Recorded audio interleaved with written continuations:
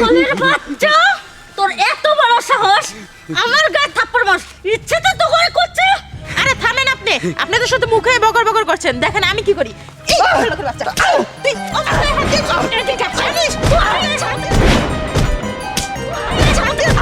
আরে আপনারা কি করছেন? পাগলটাকে এভাবে মারছেন কেন? মারবো না তো কি করব? বাবা, আপনারা তো দরদ হচ্ছে কেন? এই পাগলটা আপনার কি হয়? হ্যাঁ,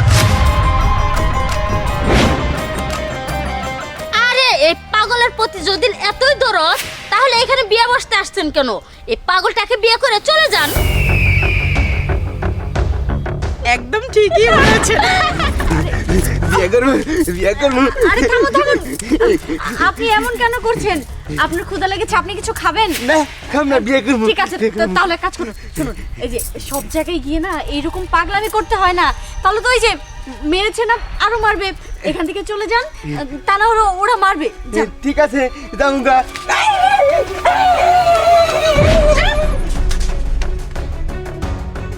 ছোট লোকের বাচ্চা।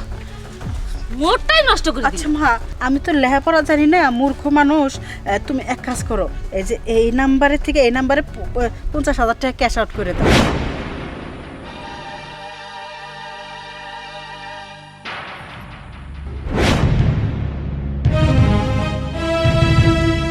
আরে আন্টি, ও কি বুঝে যে ট্রান্সফার কারে কয়? 50,000 টাকা তো ও চোখেই দেখে নাই, ব্যাংক সম্পর্কে ওর কোনো ধারণাই নাই। হ্যাঁ আন্টি, আপনি কাকে কি বলছেন? দেখতে পাচ্ছেন না ওনার কি গেট আপ? ও কি ব্যাংক সম্বন্ধে কোনো কিছু বুঝে নাকি? ব্যাংক সম্বন্ধে বুঝলে আমরাই ভালো মতো বুঝি, তাই না? হ্যাঁ, আরে পাড়া আইসে গায়া খেত। আরে আপনারা তো ভুল নাম্বার ডায়াল করছেন। চুপ থাক, তুই কি বুঝিস নম্বর ভুল সঠিক? তুই কি বুঝিস রে? আমরা সঠিক নাম্বারই তুলছি, তাড়াতাড়ি কর। এই তুমি চুপ থাকো তো। আচ্ছা তোমরা টাকা পাঠাও, টাকা পাঠাও। হ্যাঁ আন্টি, এই হয়ে গেছে। দিয়ে দি। আন্টি এই নিন, হয়ে গেছে। আচ্ছা বাহ, কি চমৎকার দৃশ্য। এই পাগলের বাচ্চা, তুই এখানে কেন এসেছিস? বাহ, আবার স্যুট কোট পরে এসেছিস। গেট আপ দেখো, পাগল সাচ্ছে আবার সাহেব। Don't shout.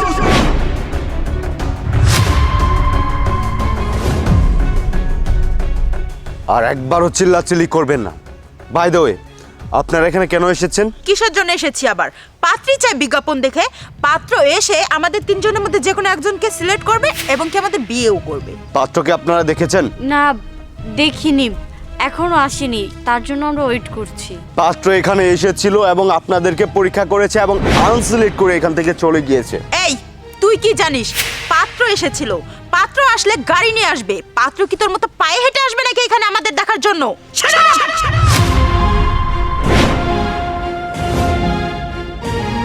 পাত্র যে পাও হেঁটে আসলে সমস্যা কি? তোমাদের মতো লোভী মেয়েকে আমার ছেলে আসবে গাড়ি নিয়ে দেখতে? এটা হচ্ছে রাসেল চৌধুরী, আমার ছেলে।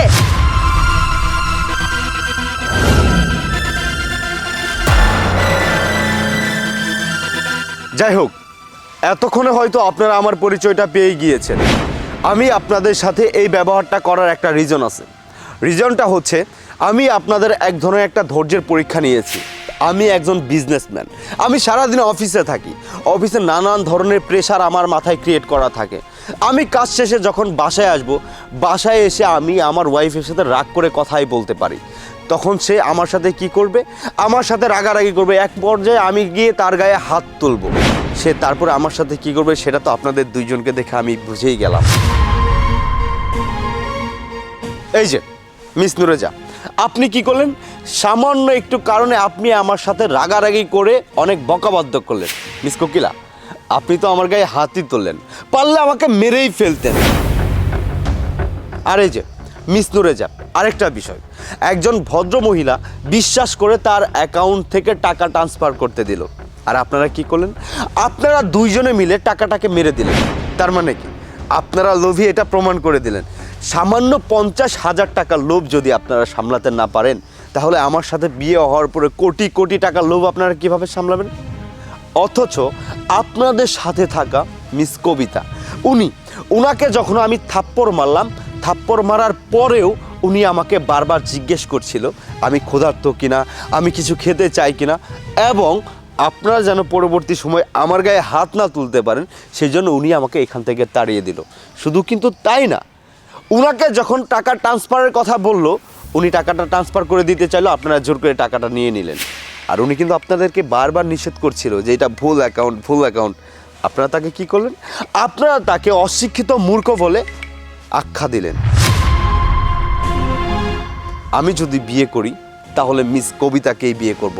আর আপনারা আপনাদের মতো লোভী, বদমেজাজ এবং রাগী মেয়েদেরকে কখনোই বিয়ে করা যায় না। Get out! দেখুন, আমাদের আর একটাবার সুযোগ দিন। তোমাদের মতো লোভী মেয়ের কোনো সুযোগ নাই। Get out! কোনো যোগ্যই নাই তোমাদের। মা, আসলে তুমি অনেক ভালো মানুষ, তোমার অনেক ধৈর্য, তুমি যোগ্য আমার ছেলের বউ।